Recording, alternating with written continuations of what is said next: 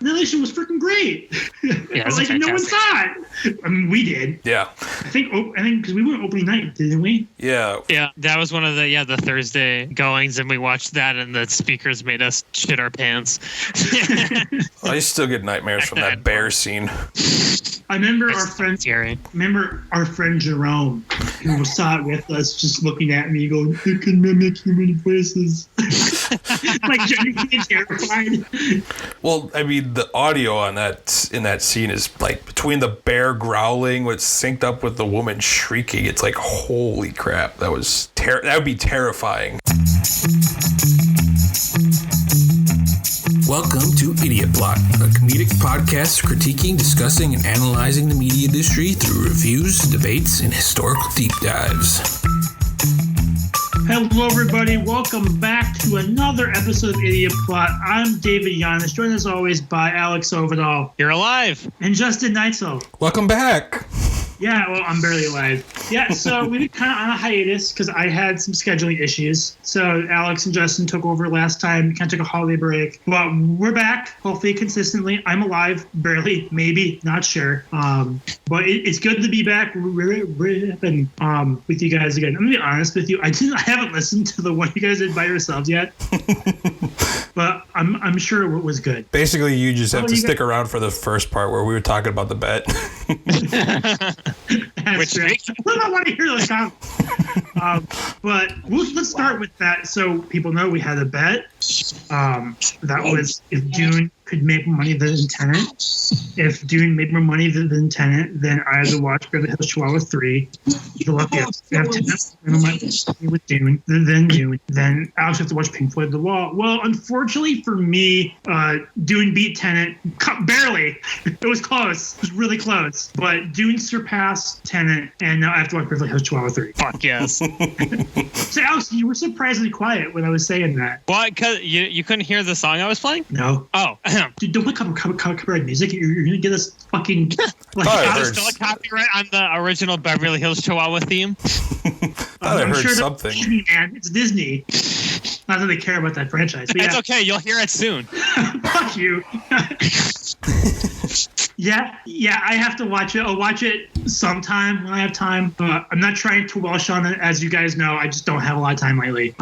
Well, if you ever want to be in pain and laugh at your pain, then just flip it on. Well, I'll watch it. I'll share my thoughts on a future episode. Maybe next time. We'll see. What screwed you over was the Eternals did not do well.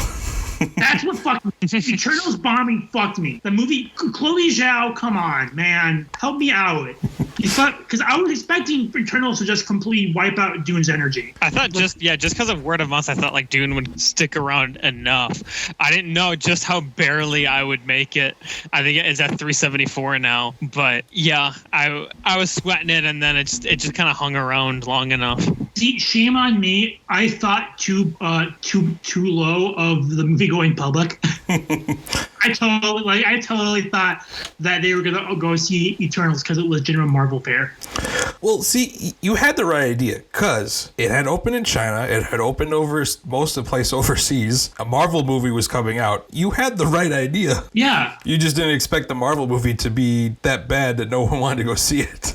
If it was Spider-Man, then yeah, no shit, it's gonna dwarf Dune. Yeah, so you said you didn't have enough faith in the general movie going public, but then we have Spider-Man ticket sales. Oh my god, yeah. Are we going to that now? Is that the transition? I think we are because I'm upsetty spaghetti. I'll just say one thing raging. I'll just say one more last thing on the bet.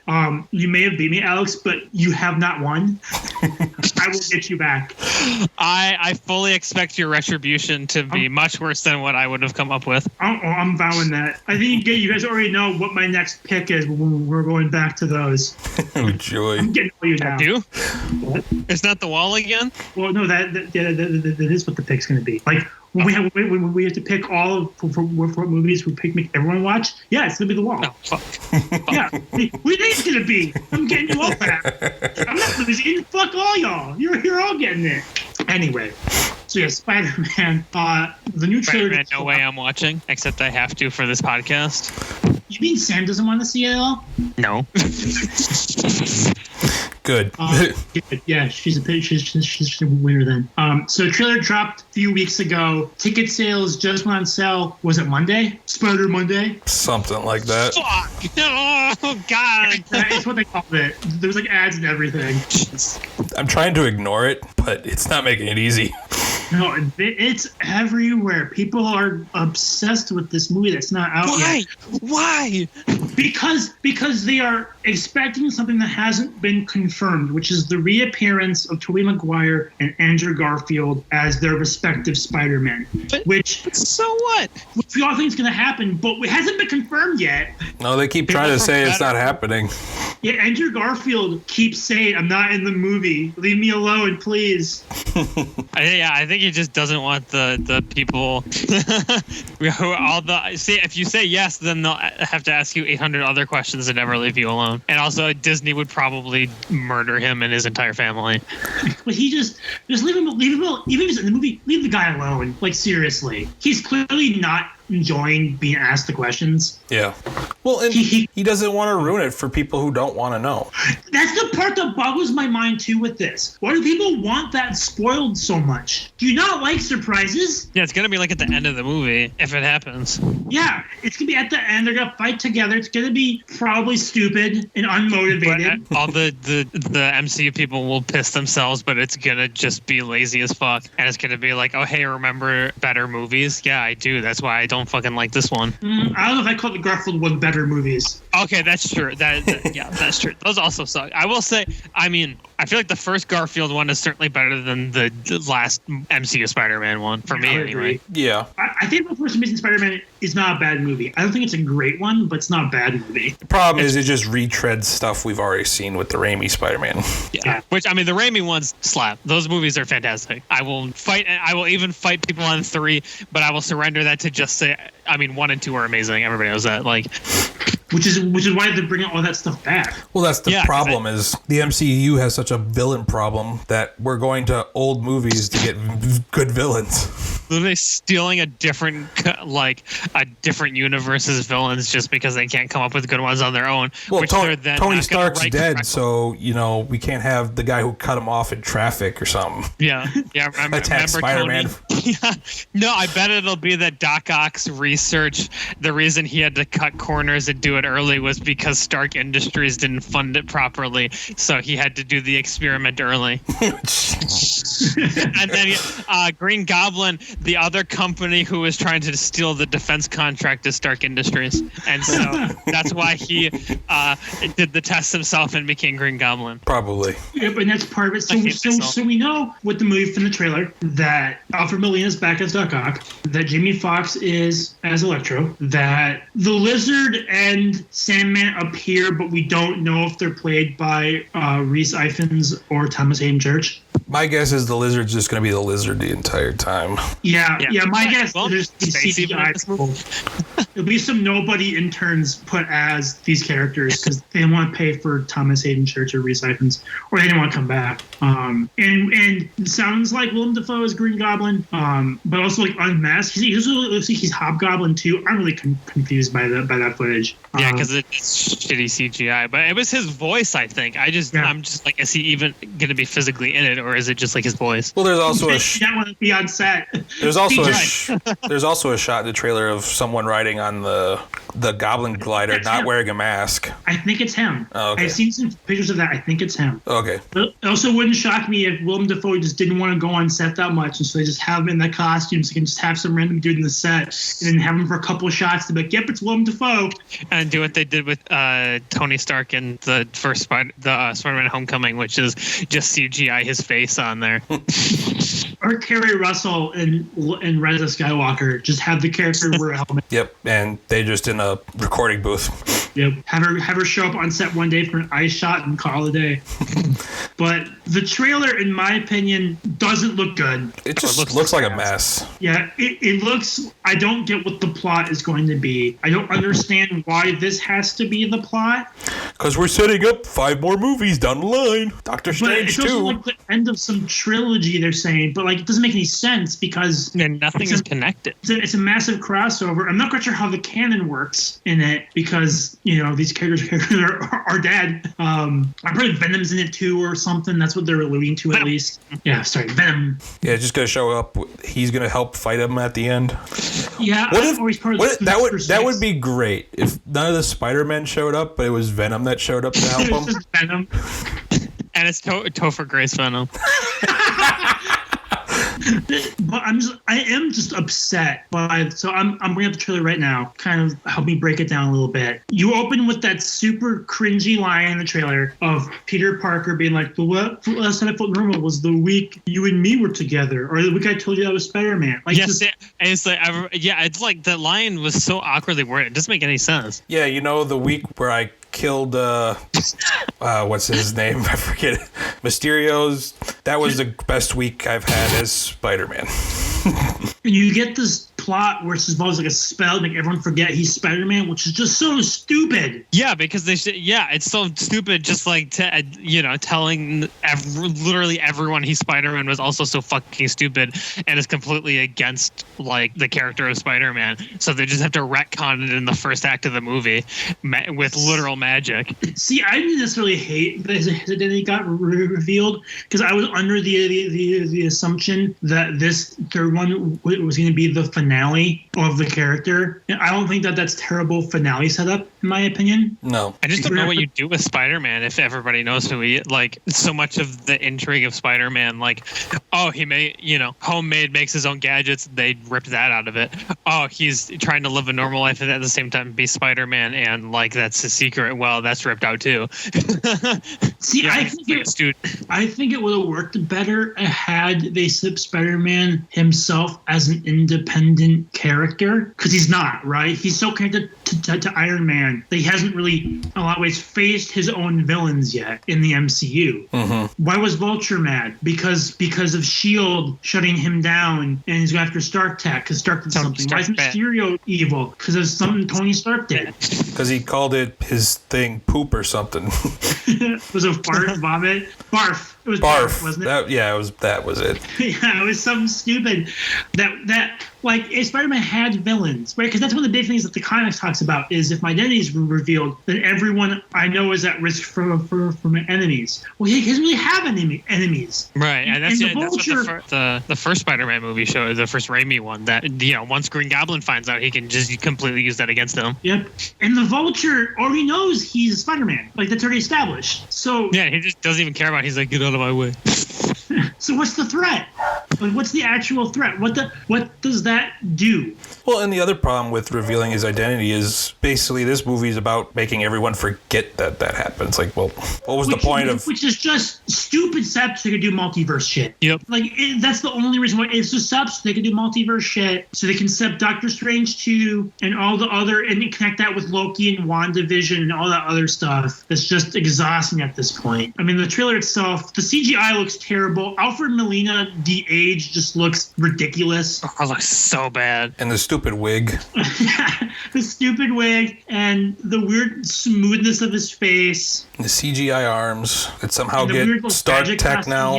Yeah. How is he going to perform Fiddler on the Roof with CGI arms? Oh, God. Well, it's just lazy. It's another thing that's just lazy. Like, the arms are CGI, the environments are CGI. Like, it looks like ass. His face is CGI. It's like, why is he even here? See, I've a lot of ways been a defender of the MCU. People that don't like it, mostly because I know what they are. Look, deep down, I read comics for the same reason why people watch the MCU films. Most superhero stories are just fun, crowd-pleasing popcorn movies, right? They're not supposed to be these big intellectual masterpieces. You just go, you have fun. Scorsese was right. Right? You go, it's a theme park ride, right? You go on the roller coaster, you go, woo, that was fun, and you never really think about it again. Mm-hmm. But there's a market for that. People like that. And I need that every once in a while when I go see a movie. It's not always fun to just see these super deep, intellectual movies. It's fun to just watch a stupid action film. I agree, but I've already watched, how many are there? 30, 24. How many are there until Endgame? 22, I think. I think Endgame's the 22nd. 22nd. So I've watched 22 of them already, and it's just like nothing new. It's same versus same. Somehow Tony Stark's always involved in the end villain. It's just like that, and that's the real thing that pisses me off about this Spider-Man. It's like his villains are basically pissed off at Tony Stark, but they're taking it out on the kid that uses his technology for some reason. Yeah. So he uses all of his tech too. So it's like, to me, I've said it how many times, a bunch of times to you guys, but yeah, it's like he's not even Spider-Man. Like he's really not. And part of the issue with these movies too is fan response of fans acting like MCU movies are more than just popcorn fare, like they're actual like cinema up there with like Academy Award. I mean, you see with all the big Avengers films, right? Everyone unironically advocating these movies to get Best Picture nominations. And in the case of Black Panther, it actually worked. Yeah, because these people haven't seen any of the other movies that are nominated and that deserve it more, so they don't know. Like, I mean, I get it as you're trying to get for that. It was like, oh, let's put movies that people actually watch in the Oscars, but it doesn't make them good. Yeah, there's not a most best popular film award. I mean, they almost did that, but that doesn't exist because if it's that good, then it'll get up there like Mad Max or like other action films. Dune have been there. Dune. Yeah, it will sure probably get one. Dune for sure. Well, if it doesn't, I'd be shocked. I mean, if you look at Dune versus like even this trailer, it's just like the amount of CGI that was used is like surprisingly different. This movie just looks lazy. That's my big issue with it. Like, if you want to see the Sam Raimi Spider-Man movies, then watch the Sam Raimi Spider-Man movies.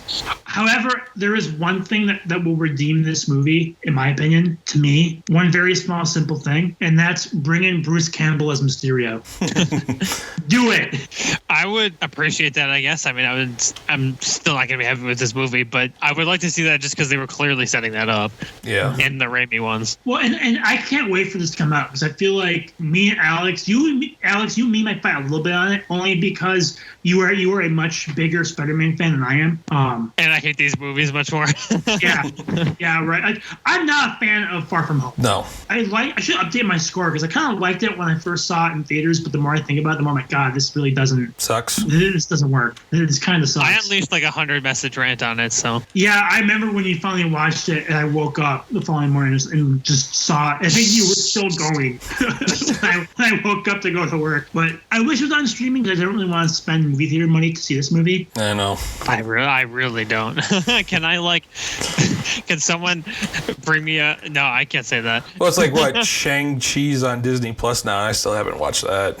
Someone bring me a very legal copy of this movie. I'll admit, it's okay. It's not amazing. It's an MCU film. Like, you always have to classify MCU films as like their own separate thing away from normal movies now. Mm-hmm. It really is. It's become like its own monster. You have to like judge them against each other versus other movies, which is kind of ridiculous. So I feel like I know the answer to this question. I feel like we're doing. I'm not going to ask it because I know for a fact we're all going to see this movie because I hate myself.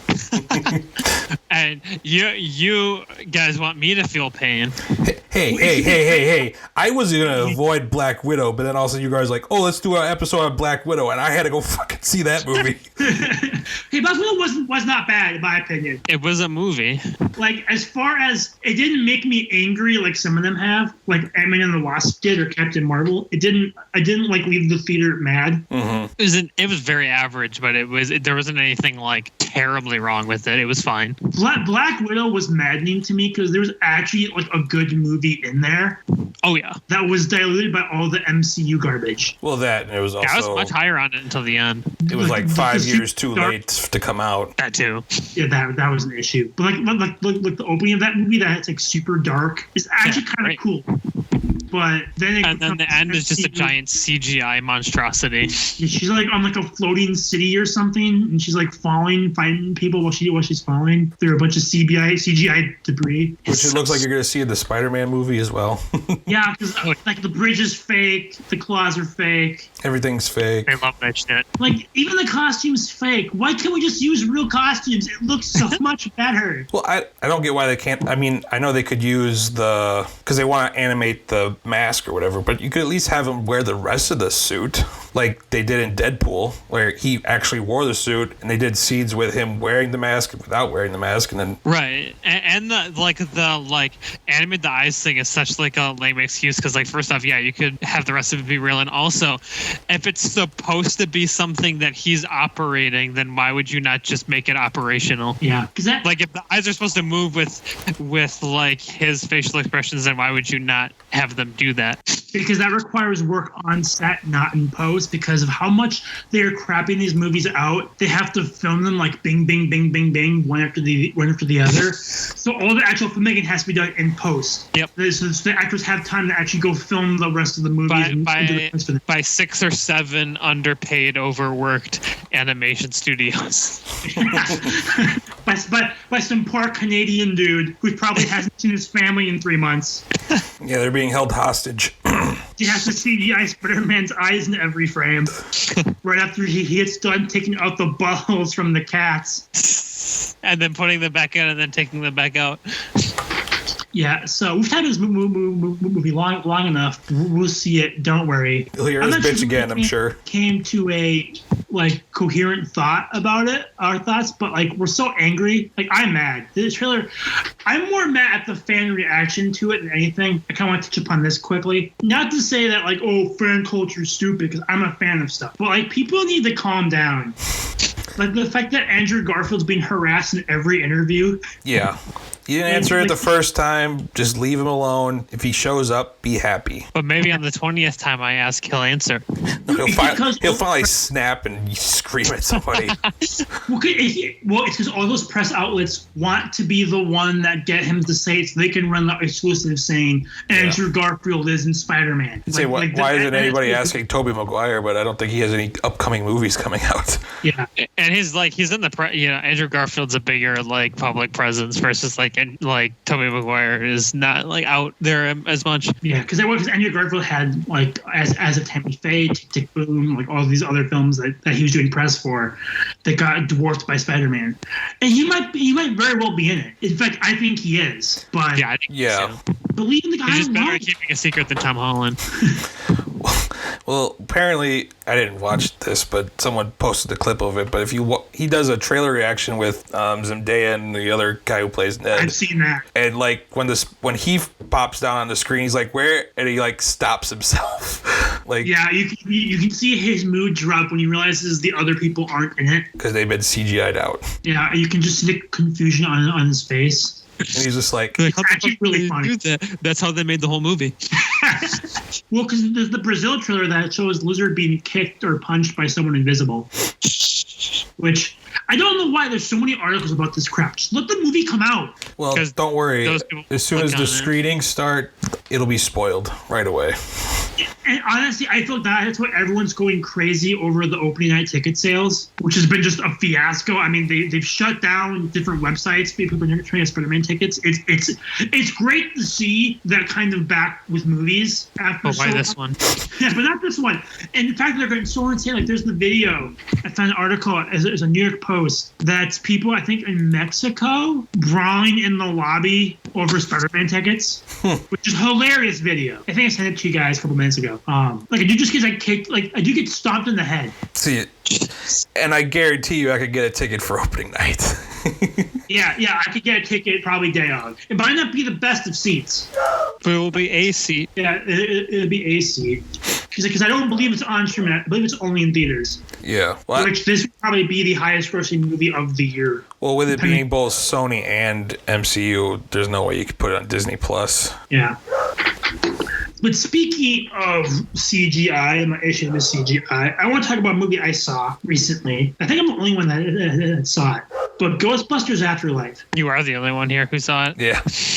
Yeah. I thought about seeing it, but the more trailers came out, the more I was like, this looks like a fan film. It feels like a fan film, but I have to admit, I enjoyed it quite a bit, up to a point. Which, if you guys don't mind me spoiling the movie, I'll spoil the movie. Like, major spoilers. I'm fine with it. I already guessed the spoiler we were discussing about the other day. Yeah, you guessed it, because it's the low-hanging fruit, right? Yeah. But Ghostbusters Afterlife, which is basically Ghostbusters 3, it follows the grandchildren of Egon Spengler, as after he dies, they go to his farm home where he's been kind of like a recluse for several decades. One day he just up and vanished from the Ghostbusters and went out to a farm in the middle of nowhere and just kind of lived for plot reasons. Well, there are plot reasons that I'm holding back so I can say later. And they go there because they're poor, and Egon's kind of a deadbeat dad, and they go to like this small town, and the kids find the Ghostbusters equipment, and they like, oh my god, what is this mysterious stuff? And they go and they start hunting ghosts because there's weird supernatural stuff happening in this town. And what they eventually realize is that Egon was there trying to prevent the return of Gozer, the villain of the first movie. And eventually they fail and Gozer comes back. And it retreads a lot of the same beats of the original Ghostbusters. Like I said, Gozer is back. There's the devil dogs, the demon dogs, whatever they're called. Stay Puffed, but now he's like a bunch of mini Stay Puffs. Do the dogs take over humans who then have to screw to open the portal? Yes. Yes, they take over. Okay, spoilers from now on. Spoilers from now on. So if you want to hear what happens in the movie, don't listen. Keep skipping until we're done talking about it. Yes, they take over Paul Rudd and Carrie Coon. Oh, okay. I thought it was good. I didn't think it was going to happen, but... No, it follows a lot of the same beats. You have not Slimer. That's the biggest shocking thing about this movie. Is Slimer is not in this movie. That's For weird. a movie that was almost solely on nostalgia, it doesn't have Slimer. What, does someone have the copyrights of Slimer?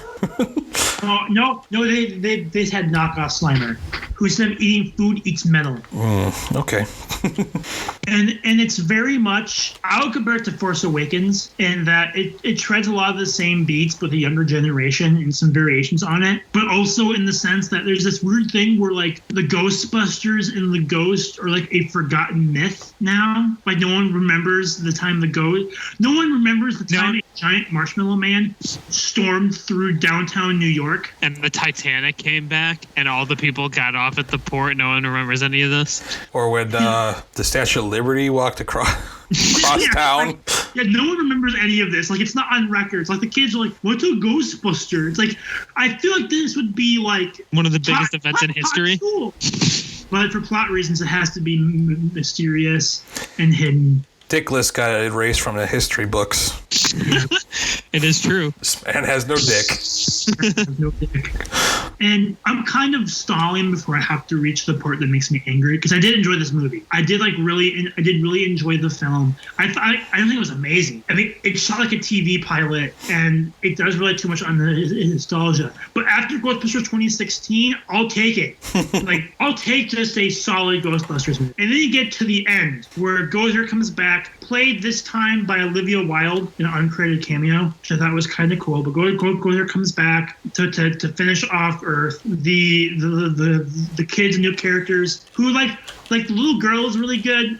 The other kind of new kids kind of suck, but the main one is actually a pretty good protagonist. Minus some of like the Ray type shit where she just happens to know all the Ghostbusters tech, which is kind of broken up with the fact that she's being taught by the ghost of Egon, who is kind of like showing it, like kind of like taking over inanimate objects and kind of showing her the way of how to do it, which is kind of cool. Until the end, when Gozer comes back, Bill Murray, Dan Aykroyd, Ernie Hudson all return, and they're fighting Gozer. But Gozer's winning. We're here to cross the streams. Until you see Egon's granddaughter is holding like the stream containing it. But then you look and there's hands guiding her. And those hands go up to the CGI ghost of Harold Ramis. Oh, no. Yeah. They CG'd him into the movie? They CG'd him into the movie. No. And it's weird. It's a super sweet scene because it's his ghost kind of guiding his granddaughter along. It is actually kind of cool that that's what the scene is. Listen, that part I was in on, not actually CGing him into the movie. Yeah, and the weirdest part is he doesn't look like old Harold Ramis. Like, he looks like old Egon, like with the character from the movies, but not how Harold Ramis actually aged. It hurt my brain to see. Because Harold Ramis got old. He got old. Yeah. Yeah, we know what he looks like old. But it doesn't really look like old Harold Ramis. And the greatest part is because he can't talk because it's not Harold Ramis. So other characters are like talking to him, but he can't respond. So he's kind of like nods at him. It's like Gordon Freeman. Yeah, it's really weird. It kind of wrecked the whole vibe of the movie for me because I'm like, oh, you guys could have done a homage to him that's not this. That's not so blatant. What's wrong with just standing around a freaking tombstone? Yeah, right? Instead, you have to desecrate him with CGI. Well, and the opening features Egon, but you don't see his face because it opens with the death of Egon, which is him trying to fight off Gozer and losing, which is actually kind of cool scene. However, the movie proves that we probably shouldn't have gotten a Ghostbusters 3 to begin with. Well, I mean, 2 wasn't that good either, so it's kind of like probably should never been a sequel. Well, it's totally more like 1 because it has the mix of tones that the first one had. It just relies way too much on the first one. And also, we already got Ghostbusters 3. It's called The Ghostbusters, the video game, 2009. That is fantastic. Which the game is amazing. And it is referenced in this movie because the main villain of the game. Because the main villain of the game shows up in the movie, played by J.K. Simmons. Oh. For like 30 seconds. Oh. But the game is amazing. I know me, Alex, you talk about it a lot. Yeah, it's a fantastic game. Yeah, I wish it was more like well known, but it's really like fantastic. I bought the remaster right after watching Afterlife because it had to be at Target when I was there. I'm like, I have to replay this. Remaster, not the best, but the game story is still amazing. Like, did you ever play it, Justin? No, I did not. You would love it because the combat is actually really freaking cool. Yeah, it's something actually like unique and interesting and like kind of what you would imagine or what you kind of like your dream would be for a Ghostbusters game. Yeah, because it's like physics-based combat, which we haven't really seen since, at least not in that way. And then, of course, you have a script written by Ramis and Aykroyd. Which is bad. This is the real reason why it's the real Ghostbusters 3. Yeah, because the script is written by the writers, and it's fantastic. And that's one of the biggest issues with Afterlife is that the original ones come back, but like they're barely in the movie. There's a scene where the one girl calls Dan Aykroyd up, and Dan Aykroyd goes on some exposition-laden speech about what happened to all the Ghostbusters. Show that shit. That's the movie. That means we'd have to get Bill Murray back, and he probably doesn't want to do it. Well, he does come back. Well, I know, but I doubt like he would 30 want to do seconds. a full movie. Right. But you could have like the opening of the movie be them breaking up, right? Like do Watchmen. Scooby Doo. Or like I would say do like Watchmen's opening. Like show what happened since Ghostbusters 2. Yeah, don't just tell us just like exposition puke it at us. Montage that shit. There were ways to do it that don't suck. I also feel like this movie had like no budget because there's not a lot of visual effects. It's like scale wise on par with first movie, maybe even smaller. Well, they're also in a forgotten town or whatever, or a small town. I give it 3 out of 5, but it's a good 3 out of 5. It's not like a bad 3 out of 5. It's enjoyable, but yeah, it's worth a watch. But the Harold Ramis stuff was very ethically questionable, in my opinion. it always is. Yeah, I'm never a fan of that personally. Like, I don't mind taking actors who are old and de-aging them, but bringing ones back from the dead's kind of Well, especially like isn't the case that with Tarkin and Rogue One that they didn't actually get permission from the guy's family? Right, they did. Probably not. I don't think they did. Yeah, I remember They did for like 20 years. More than that, 30. Well, because I do believe that they got permission from Rams's family to have him be in the movie. Still weird. Yeah. Well, especially when like people like us who watch movies, we're like, we know he's dead. I mean, some people might not know that, but it's just like, yeah, it's an okay movie. It's better than Ghostbusters 2016, which, you know how I asked, I think a few months ago, if we could talk about the movie honestly. Turns out we still can't. Some of the reviews, like people really wanted Afterlife to fail just because of 2016. yeah, I know. Because they're mad that failed. Well, I'm not even going to touch that. Yeah, it's such a thing. Like, I don't know why that movie is still such like a don't want to talk about that one. Well, again, why is Ghostbusters the hill to die on with this? Yeah, it's so weird. It's like I love the first one. Second one's all right. It's like I never thought of it as the big franchise kind of thing. Mm-hmm. And I know damn well none of them saw Annihilation. Yeah. Well, that was our argument. No one did for some reason. That was our argument when we were in school. It was like people were complaining about this. Like, have you seen this movie? Because this movie is everything you want it to be, and it's awesome. Yeah. Why would I want to see that movie? Annihilation was freaking great. Yeah, like no one saw it. I mean, we did. Yeah. I think because we went opening night, didn't we? Yeah. Yeah, that was one of the Thursday goings, and we watched that, and the speakers made us shit our pants. I still get nightmares from that bear scene.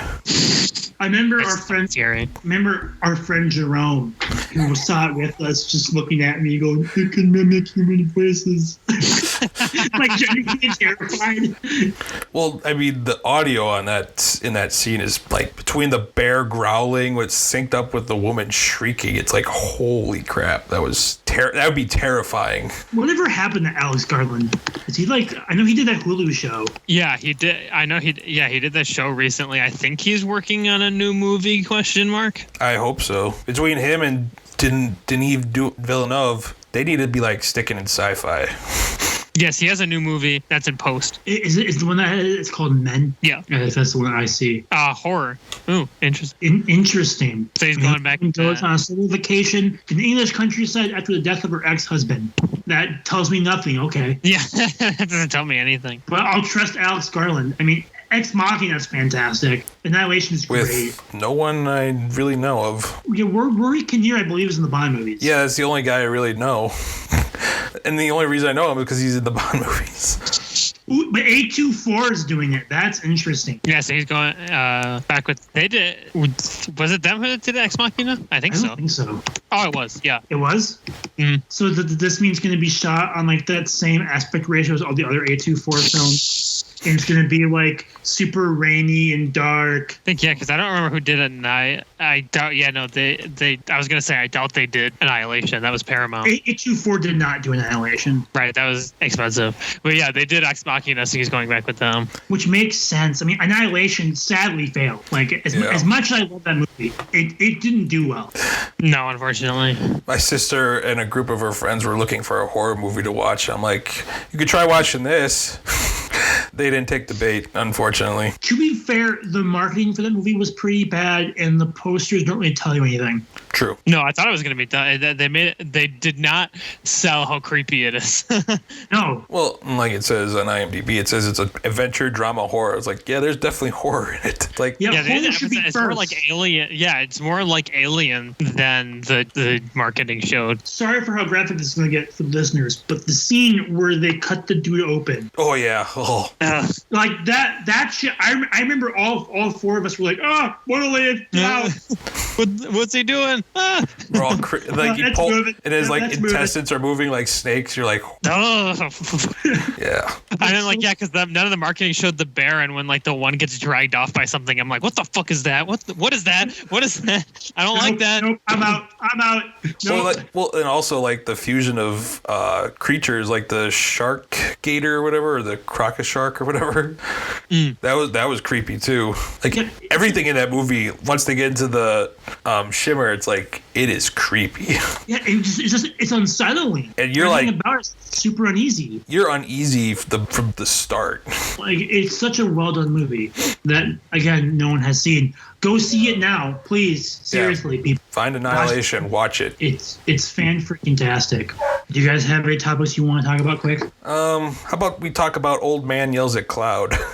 Ridley Scott blaming millennials for the last Duel's box office failure. That's right. Dude, I love Ridley Scott. How come we didn't talk about him when we talk about Spider-Man? And him calling superhero movies fucking boring as shit. Well, I was going to bring it up, but you switched to your angry rant about Ghostbusters, so I was like, okay. It was just like, I'm waiting for like Spielberg to come out or some who's an older director next to come out and be like, yeah, these movies are shit. It's like, No one gives less shits right now than Ridley Scott. So Ridley Scott is really just going to be the most blunt about it. Yeah, he's like, in his 90s? So it's like, damn here. It's that point in life where he's like, I don't give a shit. I'm going to die soon anyways. Well, he's also not wrong. Like, our movie habits have changed. Yeah. Our viewing habits aren't like The Last Duel is very much like an old school film. I don't necessarily believe it's all millennials' fault that movie bombed. I think there is some truth in the fact that with the pandemic still ongoing, people are being really choosy about movies what they see. Yeah. Yeah. And also, there's something they talked about with it, which is, the target audience is people who appreciate like the older films, the epics, that kind of thing. And those are the people who haven't been going because they're old and don't want to get sick. Yeah. I mean, honestly, I still don't think it would have made its money back, even if it wasn't in the pandemic, because it wasn't marketed a lot. No, I don't think they put enough behind it. I think it was probably a little more expensive than it needed to be. Yeah, it was $100 million. Does Matt Damon really have to be in this movie? Or Ben Affleck. Well, he wrote it. Yeah. Oh, that's true. Right. They both wrote it. That's right. Yeah, they both wrote it, so they kind of have to be at that point. That is true, yeah.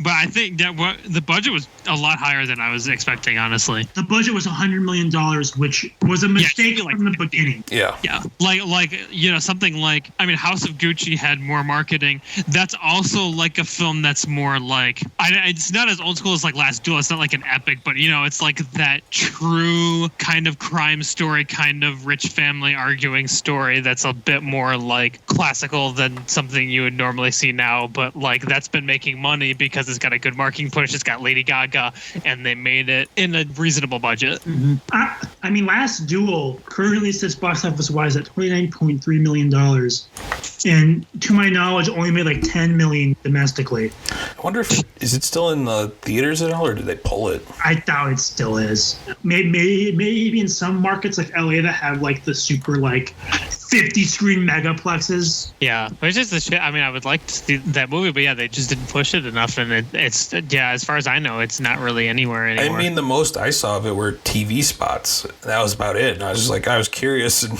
I did see a trailer for it in every movie I went and saw leading up to it.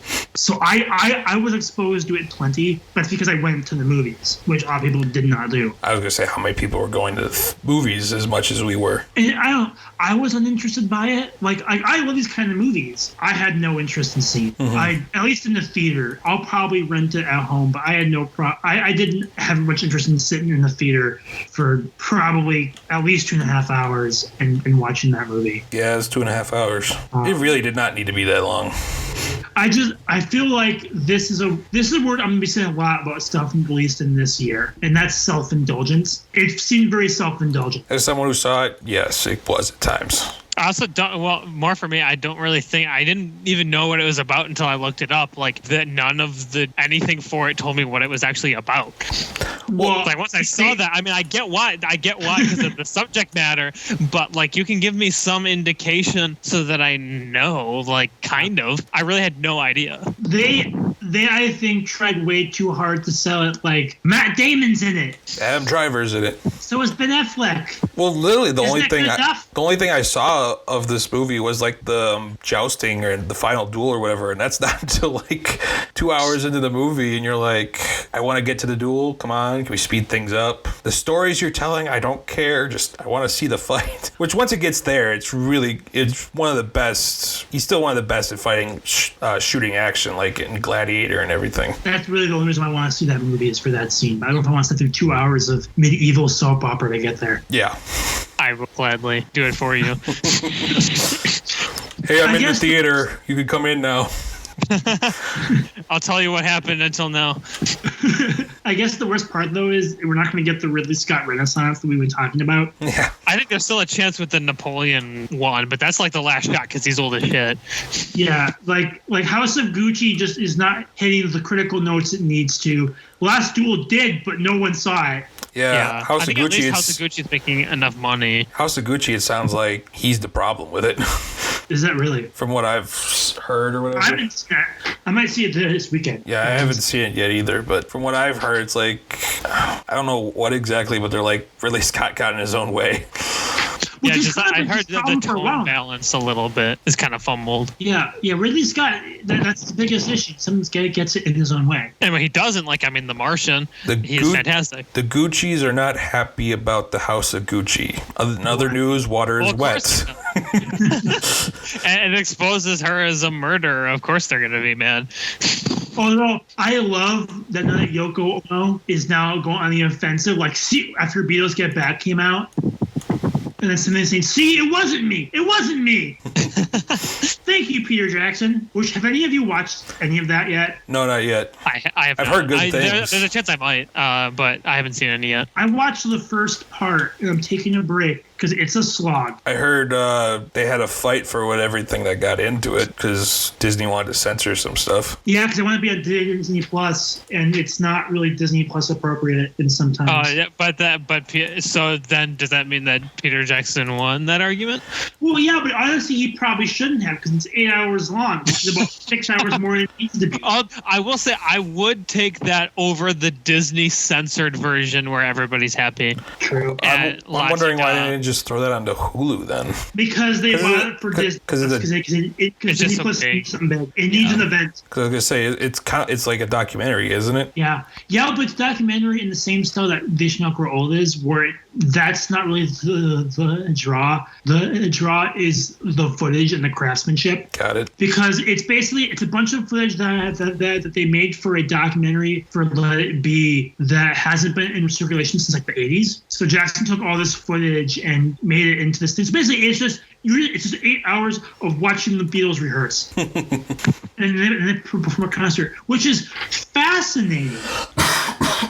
Because it's a super detailed glimpse into them on the verge of breaking up right before they did, and you get to see all the tensions fly, and the footage is fantastic, and it's really fascinating from that point of view.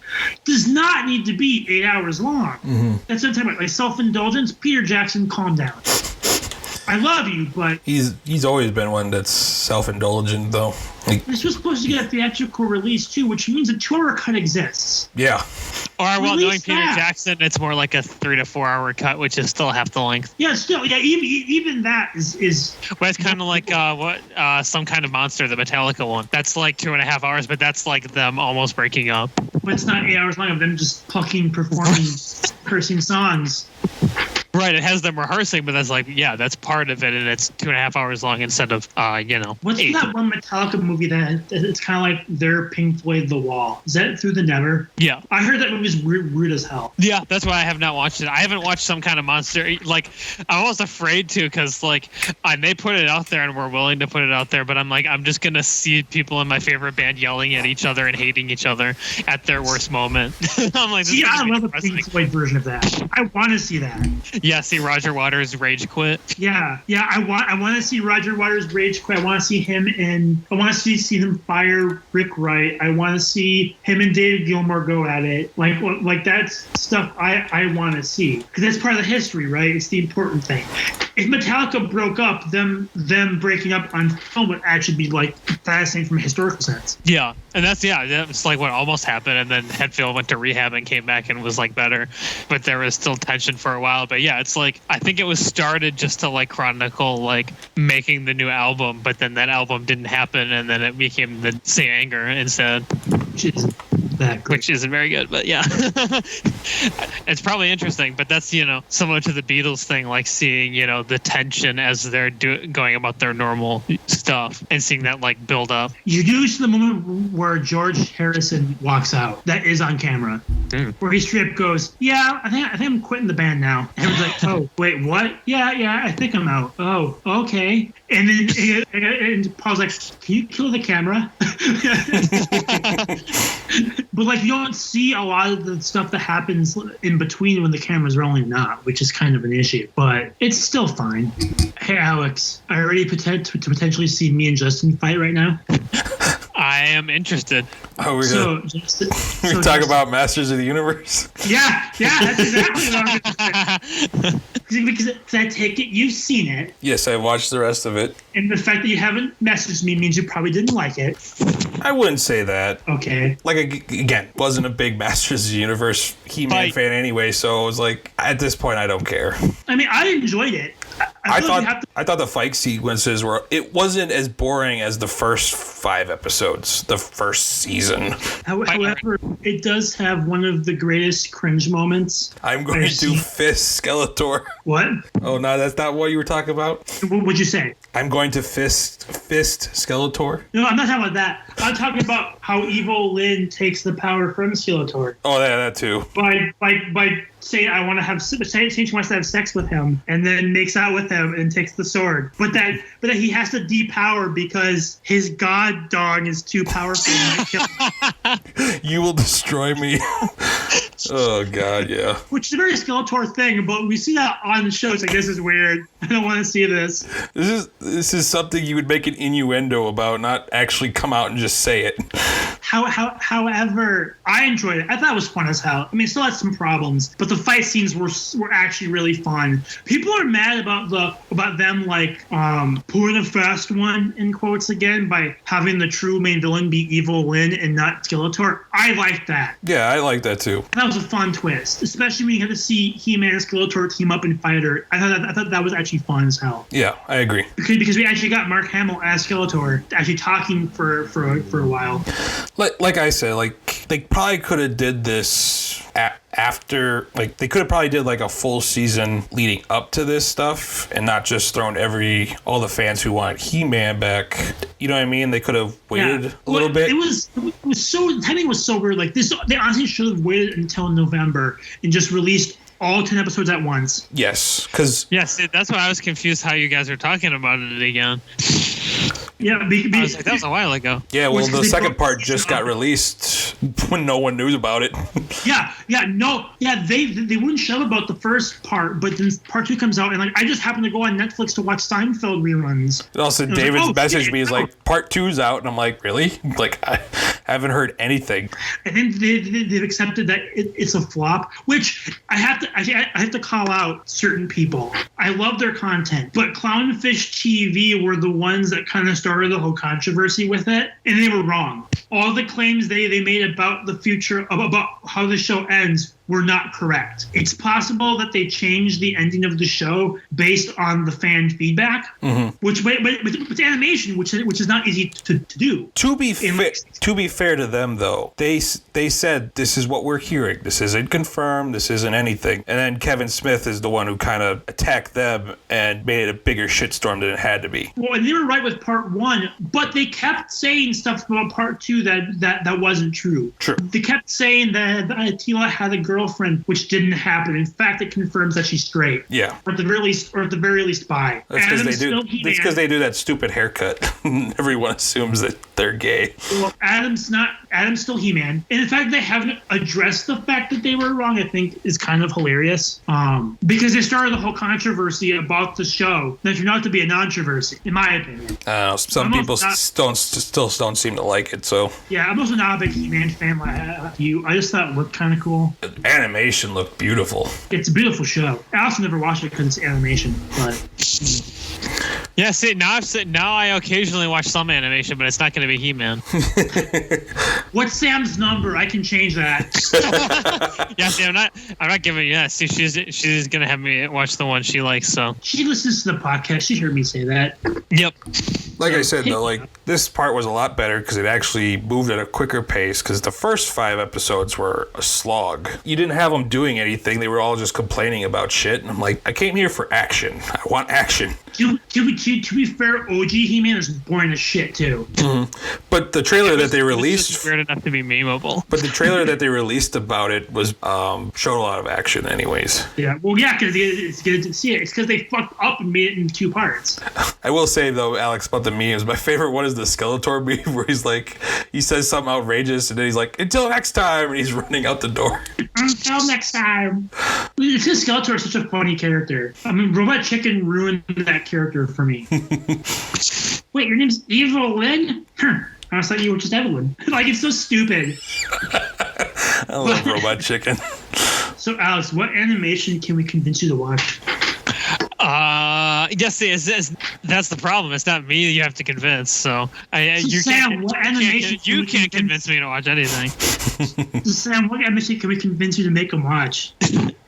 If Batman Ninjas on the Table, let me know. Oh, God. Dude, you have to see that movie. You need to watch it. Have you watched the Long Halloween yet?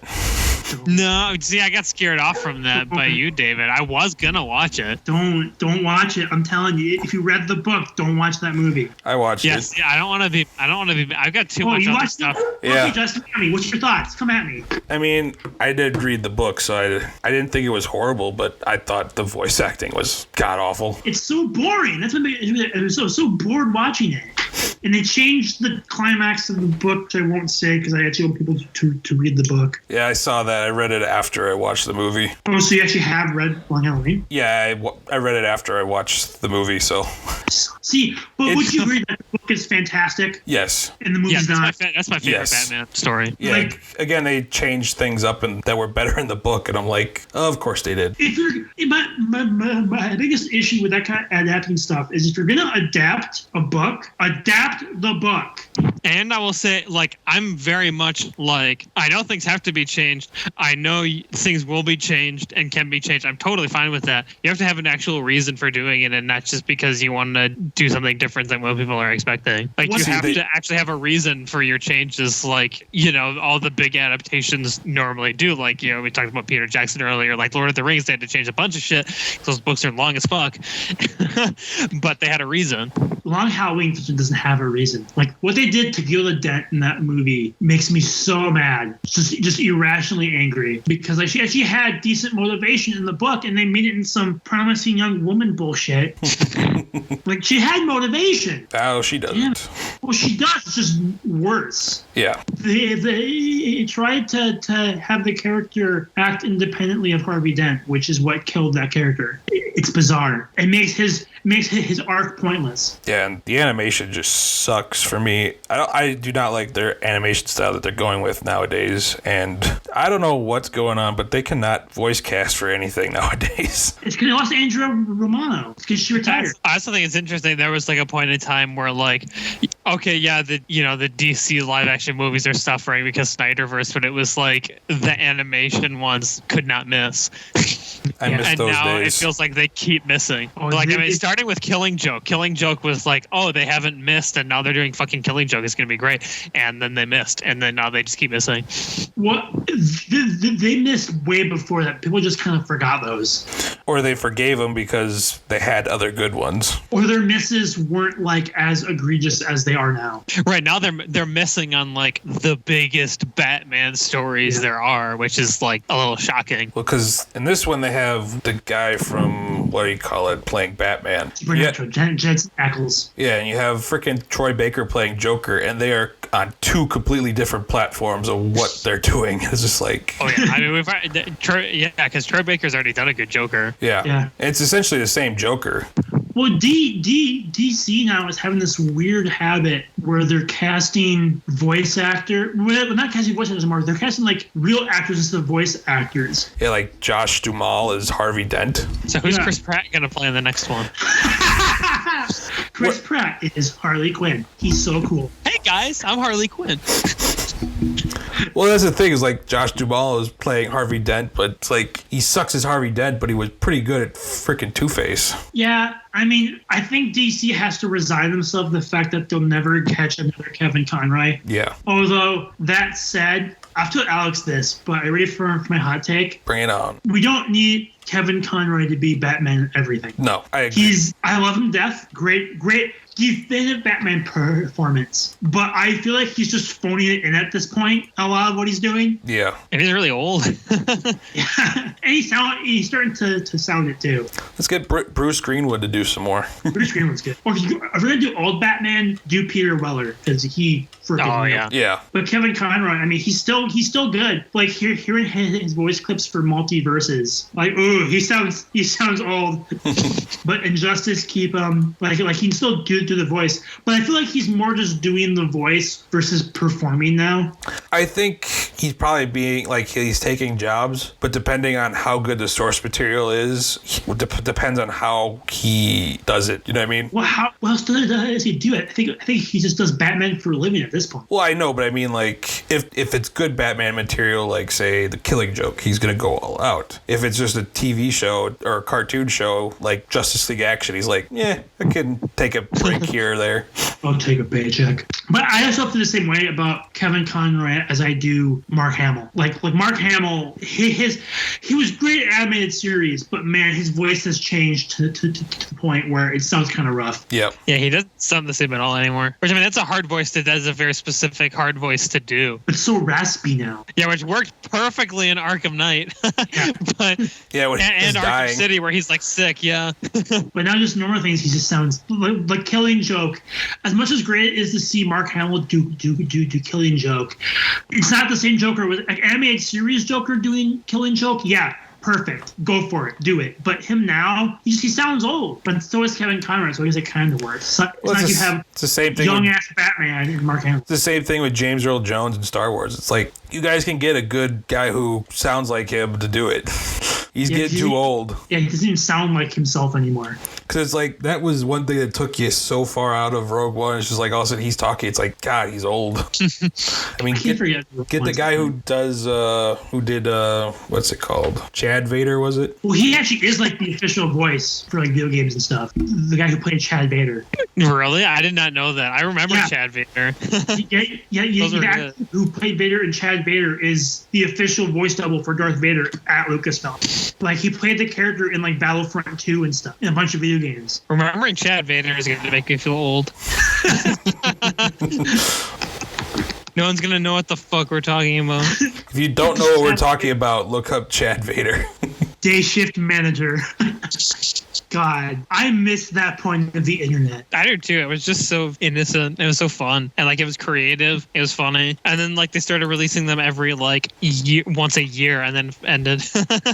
Well, see, like, there was a long gap. I remember that. Problem is you can't do fun stuff like that anymore because copyright claims. But you can't make any money off of it too. Disney would destroy them now. Yeah. I mean, you see that now with stuff like Robot Chicken, Star Wars, and Family Guy, Star Wars, that the relationship between the companies has changed since Disney took over. It used to be Lucasfilm had no problem sanctioning parodies and stuff, and now they won't even return calls. It's what killed that Robot Chicken Star Wars show, that Detours one, that has like 40 completed episodes that will never be released. They let them do something once in a while, though. Not really. They've had a couple things. But it's not licensed. It's not official. Like the specials they did were official. Like Lucasfilm got official approval and actually like put their stamp on it because George Lucas is a boss, and it's just like, whatever, you can do that. That's fine. And the mouse is way more protective over its brands, which they have every right to be. Mm-hmm. But you know, it was a simpler time back then because you had that. You had the He-Man Family Secret Powers video. You had the Powder Puppet Pals. You had all this weird fan content that wasn't as cringy as fan content eventually became. Oh, that's still a Sonic the Hedgehog related, and that was always a minefield. But yeah, Chad Vader was 2006. That makes me feel so. I was 10. Wow. That was with like one of the maybe the earliest like continuous series I watched on YouTube. That was like 2006, 7, 8 were like the first couple of seasons of it. I mean, there's some stuff from the internet that can stay dead, like Annoying Orange. That was never good. Oh god. I mean that first video was funny, but then it became like a whole like big thing. And Fred. Oh. Fred's aged really bad. Really, really badly. Because he's just straight up making fun of disabled people. He's just making fun of them. It's so weird. It's terrible. Well, it's like that show that they're making. It could go either way. The one where it's like it's sucking up different universes of Hanna-Barbera or whatever. What Jellystone? No, you sent me that video of a show that's coming out. You mean Multiverses, like the video game? No. Oh, Pibby! Yeah. Yeah, that's right, Pibby. That I could feel like could go either way. Dude, I'm hyped for Pibby. Alex, I have no idea what this is. I sent you the video. You did? I sent it to you. Like Probably like weeks ago at this point. Yeah, it was wild. What was it? Maybe I did watch it. What is this? Come in, learn with Pibby. Oh, you did send me. Yeah, I watched that. Yeah, that actually looked really interesting. Yeah, that's one where I'm like, the fuck is this? I don't know what the fuck I'm watching, but it looks interesting. So people that don't know, Come and Learn with Pibby is, I believe, a real show coming out from Adult Swim that stars an original, like, Dora the Explorer-like character called Pibby, who is basically thrust into this multiversal, like, crisis where a bunch of WB characters were getting, like, basically murdered, turned to, like, these weird zombies. It sounds cool, but if you watch the video in the morning, it's pretty disturbing. Like, it looks scary. I'm not sure what you guys thought, but to me, I was like, this looks kind of fucked up. It was disturbing, and I feel like it'll either be really good or it'll be shit. Yeah. It depends if the writing can get past, like, the gimmicky nature of it. And that's the whole thing. Because Fred Flintstone dying on screen is one thing, but where do you go past that? I think it seems like an interesting setup. I mean, It depends on where they go with it, but I really like the setup for sure. It's something interesting and new. I wish that all the main characters weren't original characters, but I do like what I've seen. Like the final battle, which had, like, Muriel fighting the villains, like Muriel from Curse the Curly Dog fighting the villains and shit. Like, yeah, I'm in. I feel like it's going to cause some controversy because parents are going to be like, this isn't the Flintstones I grew up with. I just saw them get ripped in half. You can't kill Scooby Doo. Back when I was a child, we had a cat and a mouse try and brutally murder each other instead. But they didn't actually succeed. Not till the final episode. or the one where they jump on the train tracks and just I think that's wait for the train to come. I think that's the final episode that they. No, it's not the final one. They went past that with new creators, I think. Oh. That's just an urban legend. I was going to say something about that, about that kind of nature of stuff, because people are going to complain, even though it's kind of what culture has become. I mean, I want to see them, and always Adult Swim's always done stuff like that with the characters, and people forget Harvey Birdman and that whole episode where Shaggy and Scooby were arrested for pot possession. Which is an amazing episode. They has some, like, they have a live action segment in the episode where they get pulled over by the police, and they're like, "Sir, you kind of we back there. Where are you going tonight?" Shaggy's like, "We're going after." He said, "We're gonna meet some friends. We're gonna go after the green monster." And you can hear Scooby laughing in the background. Like, yeah, they're at the old cotton mill, and they're just giggling like idiots. Or they had the one where the Jetsons had to, like, walk on, like, a real carpet, and they couldn't because they're used to, like, the treadmill carpet. Oh yeah. Or the one where Fred Flintstone was a mob boss, and it had a Flintstones parody of The Sopranos opening. or the best one, which is a short they did called the Scooby Doo Project, which is the Blair Witch Project but with Scooby Doo characters. It is amazing. Like, the part that has me lose it every time is when they're, like, running in the woods, and Daphne's like, "I can't keep up," and Velma's like, what did Velma say? Like, who wears heels into the forest? and Daphne's response is, "Well, at least I try to look feminine." That's the black. Like, they were pretty self-aware back in the 90s, and for some reason lost that sense of humor. And I'm glad to see Pibby's kind of bring that back. I feel like Alex, if Sam is into Hanna-Barbera stuff, that's a good thing to kind of, like, disturb her. I mean, we did, Scooby Doo. I know that much. I mean, that's where we were for Halloween. Yeah, there's some scary. I was Shaggy. And she was pics. I wanted to see a pic of you in the Shaggy wig. Got the soul patch and everything. No, I didn't get the wig. I just wore the costume, and then she was Velma. Wait, so you just had your normal haircut, but with a Shaggy? Oh yeah, I just put the outfit on. So you have to have the hair to be Shaggy, otherwise you're some dude in a green shirt. Did you at least go get a big sandwich? That's also true. A big pops. Oh, sandwich? No, I just wore the shirt and the pants. Oh. I'm assuming people knew who you were just from the show. And Sam was Velma, which is pretty easy to. Yeah, it's also like a lime green shirt.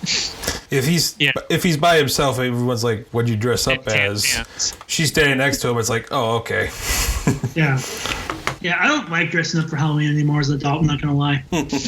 I mean, I'll do it, but, like, I'm not a fan. It's fun when you got friends to do it with and have a place to go. Yeah. Otherwise, well, yeah. I mean, why else would you do it? Just sit at home, sit in your apartment, dressed like fucking, dressed like fucking like Bob from Bob's Burgers or some shit. Just sit with a fake mustache on. Waiting for kids to show up to your door. However, I did see at Spirit Halloween had an inflatable Porky Pig costume, and I was like, I don't know when I would use this, but I feel like I'd find a use for this at some point. Nice little bet. Well, not like, I don't know when I'm gonna need a Porky Pig costume, but I feel like that when that time arises, I'm gonna really wish I had one. Instead, I just have that Batman pajama suit that I've been wearing since we were in college, which I have to stop wearing because I think it's warm as hell. I was gonna say. I just about died last time I wore it. So yeah, thank you guys for listening. We're out of time. We'll probably have a more topic-driven episode next week. I think we're talking about doing SpongeBob as a topic, which there's lots of potential there. Is this the Krusty Krab? Yeah, so yeah, basically, expect an hour and a half of just us quoting SpongeBob quotes at each other with no context. Most likely. As we laugh at our own quotes. But yeah, thanks so much for listening to Idiot Plot.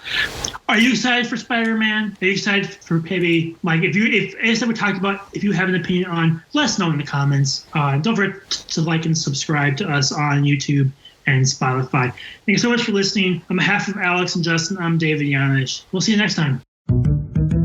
Thanks for listening to Idiot Plot.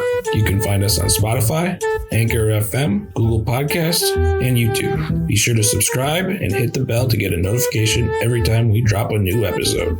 Also, follow us on Facebook and Letterbox. The links are in the description.